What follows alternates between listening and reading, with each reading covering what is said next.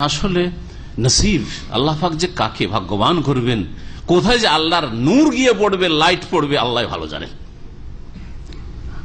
আর কোথায় যে অন্ধকার থেকে যাবে, আল্লাহ পাকের দিনের নূর পড়বেন, অন্ধকারে থেকে জুলমাত বা অন্ধকারের উপর অন্ধকারে থেকে যাবে। বদনসিব হয়ে আল্লাহ পাক যেন হেদায়েত দান। ইউদাব্বিরুল আমরা, আল্লাহ পাক সব কাজ পরিচালনা করেন, মনে রাখবেন।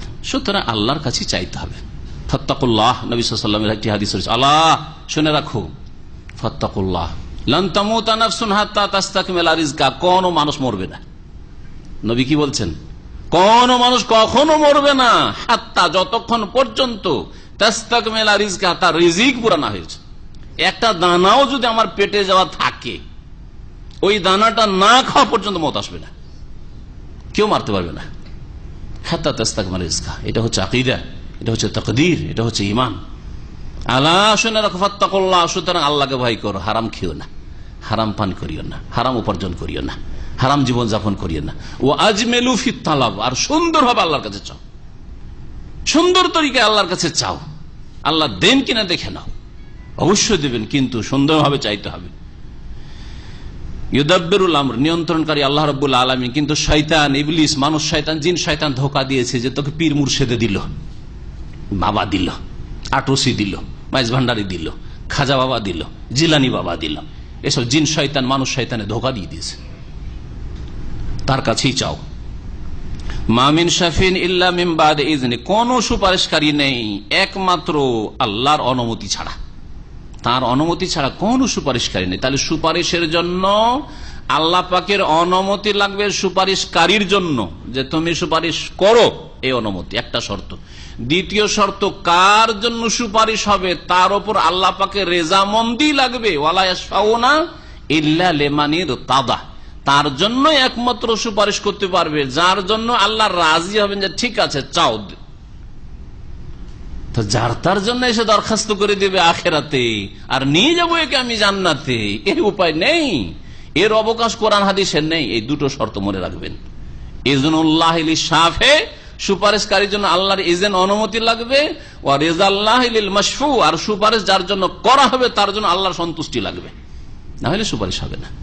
আল্লাহ পাক যেন বুঝার তৌফিক দান করেন এবং আমাদেরকে এই শিরকি আর বিদাতি সুপারিশের ভ্রান্ত ধারণা থেকে বেঁচে থাকার তৌফিক দান করেন।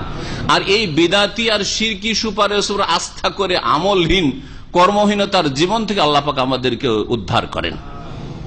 ঈমান সুন্দর করুন, আমল সুন্দর করুন, আর আল্লাহ পাকের কাছে কল্যাণের আশা রাখুন, নবী করিম সাল্লাল্লাহু আলাইহি ওয়াসাল্লামের শাফাআতের আশা রাখুন। অবশ্যই আল্লাহ পাকের পক্ষ থেকে শাফাআতের অনুমতি হবে যদি আপনি সে শাফাআতের হকদার হন। যালিকুমুল্লাহ রাব্বুকুম, ইনিই তো আল্লাহ। যালিকুমুল্লাহ, এই তো আল্লাহ, রব্বকুম, যিনি তোমাদের প্রতিপালক। ফাবুদু, সুতরাং তারই ইবাদত করো। তাওহীদে রুবুবিয়ত বলে তাওহীদে উলুহিয়তের দিকে আহ্বান করা হচ্ছে। কোরআনের একটি নীতিমালা হচ্ছে আল্লাহর কাজগুলির ক্ষেত্রে আল্লাহর একত্বের কথা জানিয়ে দিয়ে মানব জাতিকে আহ্বান করা, তাদের ইবাদত বন্দেগী তাওহীদ প্রতিষ্ঠার জন্য, তাওহীদে উলুহিয়তের জন্য।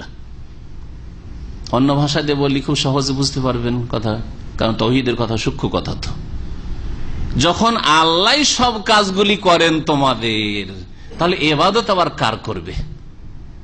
বুঝতে পারছেন এবার কথা? আল্লাহ সব কাজগুলি করেন, আর ইবাদত করবেন কার? অন্যর। খেতে দেন কে? হায়াত দিয়েছেন কে?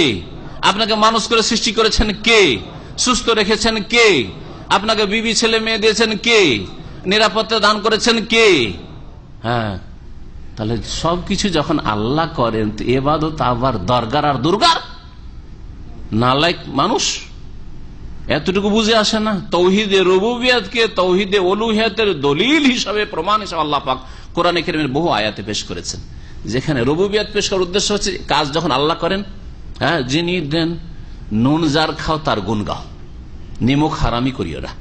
মুশরিক নিমক হারাম খায় আল্লাহ, সব নিয়ামত ভোগ করে আল্লাহ, আর গুণ গায় দরগার নাই দুর্গার, লাত উজ্জা মানাতের। ফাবুদু, ইনি তো তোমাদের রব, সুতরাং তারই ইবাদত করো।